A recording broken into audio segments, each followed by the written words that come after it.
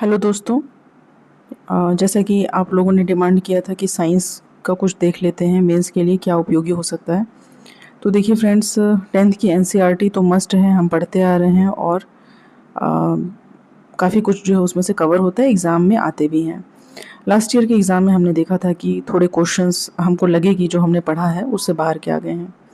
और फ्रेंड्स, वो भी एनसीईआरटी से ही रिलेटेड थे क्वेश्चंस, कहीं बाहर के नहीं थे, लेकिन थोड़ा सा क्लास अप कर दिया है, मतलब क्लास 12th का एनसीईआरटी उससे क्वेश्चंस आए हुए हैं और लाइन टू लाइन आए हुए, एक एक चैप्टर से 4-5 क्वेश्चन आए हुए हैं। तो ये कॉन्फिडेंस बढ़ाने के लिए कि हमको और कहीं भागने की ज़रूरत नहीं, हम एनसीईआरटी से ही सारा कवर कर लेंगे। तो आपके पास अगर है तो ठीक है, नहीं है तो देखिए हम हर बहुत सारा अपना ना नोट्स या बहुत सारा जो हमारा पढ़ाई का मटेरियल हो बढ़ा नहीं सकते, जो है हमको उसी में करना है। और थोड़ा बहुत जो एक्स्ट्रा है उसको हम ऐड कर लेंगे, नोट डाउन कर लेंगे या कहीं से ऑनलाइन सर्च करके अपने पास क्या वो कलेक्ट कर लेंगे, ठीक है। तो देखिए हमारे पास मान लीजिए नहीं है तो हम क्या करेंगे, ये मैंने साइट खोला हुआ है एनसीईआरटी का text book, NCERT text book आप टाइप करेंगे तो ये आ जाएगा, national council of educational research and training, ये वाली साइट आ जाएगी। अब आपको क्या करना है, देखिए यहाँ पे आप सिलेक्ट क्लास करेंगे, ऊपर जाएंगे, मैंने क्लास 12th सेलेक्ट कर लिया, ठीक है। सेलेक्ट सब्जेक्ट, अब आप कौन सा सब्जेक्ट देखना चाहते हैं, ठीक है। हमको लग रहा है कि केमिस्ट्री हमको थोड़ा समझ नहीं आया, मान लीजिए केमिस्ट्री हमने किया। उसके बाद ये बुक टाइटल, जैसे इंग्लिश मीडियम है आप तो केमिस्ट्री 1-2 देख लीजिए। अगर आप हिंदी मीडियम से हैं तो रसायन विज्ञान भाग 1 भाग 2। तो हम खोलते हैं मान लीजिए रसायन विज्ञान भाग 1, ठीक है। भाग 1 में हम क्लिक करते हैं, देन गो। अब ये हमारे सामने देखिए रसायन भाग 1 का ये जो पाठ्य पुस्तक है इसका हमको कवर फ़ोटो दिख रहा है, ठीक है। अब मान लीजिए कोई सा भी रैंडम हम चैप्टर खोलते हैं, इसमें चैप्टर 1 ही मैंने खोल लिया, स्टार्टिंग से देखते हैं क्या है, ठीक है। चैप्टर 1 मैंने खोला।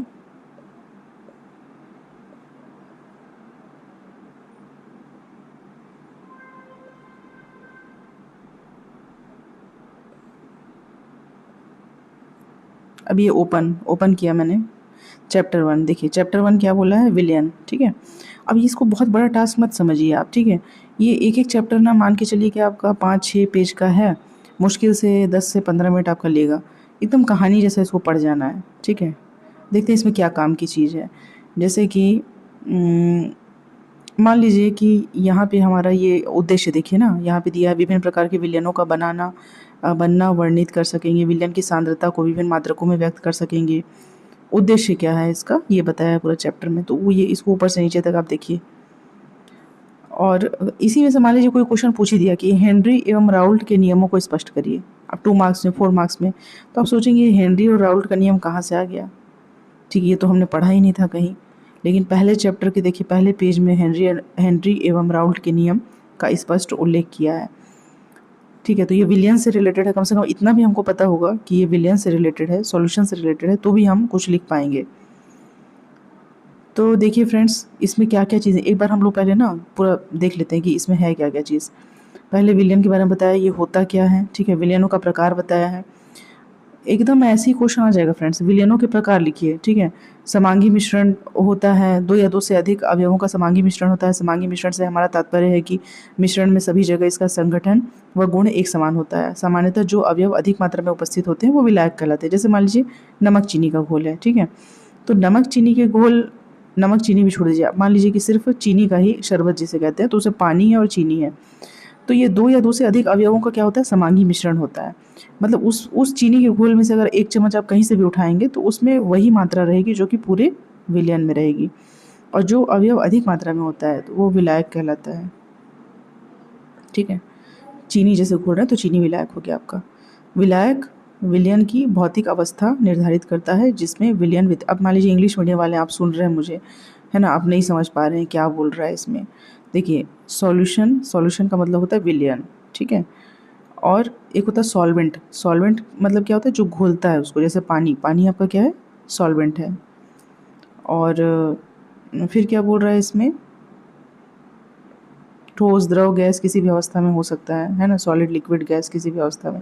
अब देखिए इसमें विलयनों का प्रकार बताया, अब ये 4 मार्क्स में क्वेश्चन में पूछ दिया कि विलयनों के प्रकार बताइए, तो गैसीय विलयन क्या है ना, द्रव विलयन क्या है और ठोस विलयन क्या है, देख लीजिए आप यहाँ से सिर्फ एक बार आपकी नज़रों के सामने ये गुजर जाएगा ना तो आपको वहाँ याद आ जाएगा, याद आ जाएंगी चीज़ें कि ये कहाँ पे दिया था, उसमें क्या लिखना है। फिर विलयनों की सांद्रता को व्यक्त करना, है ना, कंसंट्रेशन को कैसे हम व्यक्त करते हैं। तो इसमें देखिए दिया है द्रव्यमान प्रतिशत, आयतन प्रतिशत, ठीक है, द्रव्यमान आयतन प्रतिशत, पार्ट्स पर मिलियन, पीपीएम हमने कई बार देखा है, पीपीएम में व्यक्त किया जाता है। मोल, मोल भी इंपॉर्टेंट है। मान लीजिए मोल ही आ गया, मोल क्या होता है, उसका फॉर्मूला बताइए। ये इतने लंबे लंबे जो न्यूमेरिकल टाइप के दिख रहे हैं ना, ये सब मत करिए, ये सब छोड़ दीजिए, ठीक है। ये तो बहुत ही मतलब 12th क्लास का है, हमको उतना करना नहीं है। सिर्फ ना डेफिनेशन डेफिनेशन और जो ये बगल बगल में लिखा है ना, ये देखिए जैसे कि विलेयता लिखा है, ठोसों की द्रवों में विलेयता बताइए, समान समान को घोलता है, लाइक डिजॉल्व्स लाइक, है ना, नेफ्थलीन एंथ्रासीन नहीं घुलते हैं, जबकि सोडियम क्लोराइड और शर्करा जल में आसानी से घुल जाते हैं। तो कौन किसको घोल पाएगा, कौन किसको नहीं घोल पाएगा। संतृप्त विलयन क्या होता है, असंतृप्त विलयन क्या होता है। अब ये देखिए टेम्परेचर का प्रभाव बहुत ज़्यादा महत्वपूर्ण फ्रेंड्स, चाहे प्रीलिम्स हो चाहे मेंस। टेम्परेचर किसी भी चीज़ का बढ़ाइएगा, मान लीजिए आप चाय बना रहे हैं, ठीक है, तो आप गर्म किए टेम्परेचर तो आसानी से घुल गया।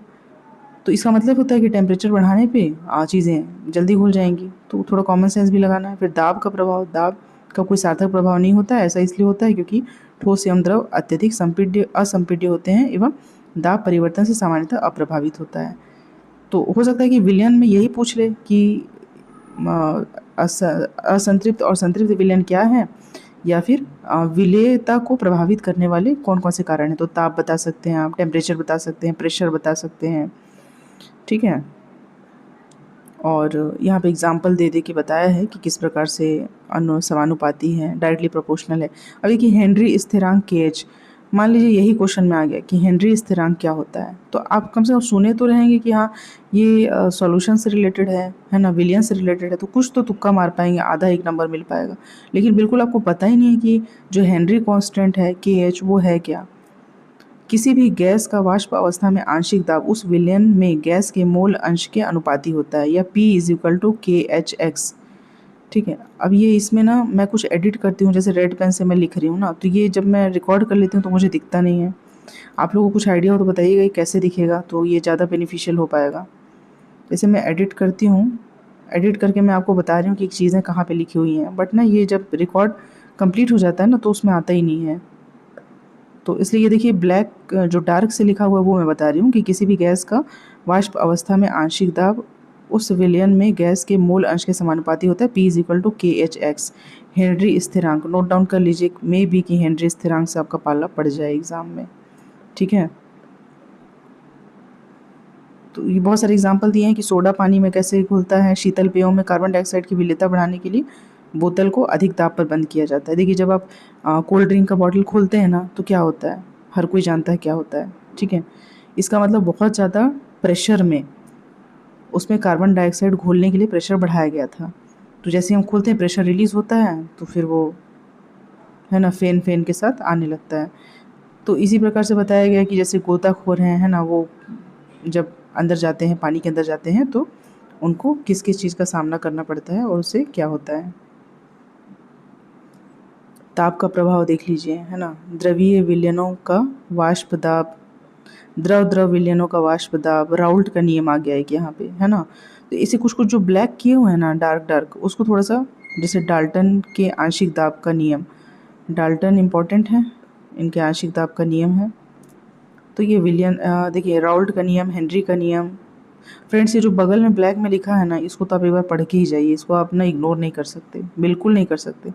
अभी मैं एक चैप्टर दिखाऊंगी, ये पूरा ब्लैक ब्लैक जो लिखा है ना किनारे, हो सकता है कि जो क्वेश्चन पेपर सेट करता है वो इन्हीं ब्लैक ब्लैक वाले जो दिए हुए हैं वहीं से वो क्वेश्चन उठा लेता है। आदर्श एवं अनादर्श विलयन क्या है, अनादर्श विलयन क्या है, ठीक है। ये मैं आपको एक व्यू दिखा रही हूँ कि क्वेश्चंस आने की संभावना कहाँ से हो सकती है, और अभी दिखाऊंगी कि लास्ट ईयर आया कहाँ से था, वो भी आप देखेंगे तो आपका कॉन्फिडेंस बढ़ेगा कि हाँ जो मटेरियल हम पढ़ रहे हैं, देख रहे हैं, वो किसी काम का है, ठीक है। क्वेश्चन पेपर तो सबके पास होगा, आप लोग देख सकते हैं कि मैं जो बता रही हूँ वो सही है या नहीं है, क्वेश्चन से आप मिलान कर सकते हैं। परासरण दाब वगैरह देखिए, है ना, ऑस्मोटिक प्रेशर, ये सब दिया हुआ है किनारे। बहुत ज़्यादा न्यूमेरिकल करने की आवश्यकता नहीं है, जो बहुत सारा न्यूमेरिकल दिया है ना वो सब करने की ज़रूरत नहीं है। लेकिन जो बगल बगल में ब्लैक ब्लैक से किया हुआ है वो देखिए अब सारांश, आपको लग रहा है क्या चीज़ इंपॉर्टेंट है कौन सा नहीं, तो देखिए सारांश में हेनरी का नियम ब्लैक किया है, मूल अंश ब्लैक किया हुआ है, समांगी मिश्रण ब्लैक किया हुआ है, राउल्ट का नियम किया हुआ है, आदर्श विलयन क्या होता है ये किया हुआ है। तो कुछ नहीं, बस आप इसी इसी को कर लीजिए, मुश्किल से 10 से 15 मिनट आपको लगेगा इसको पढ़ने में, हो जाएगा।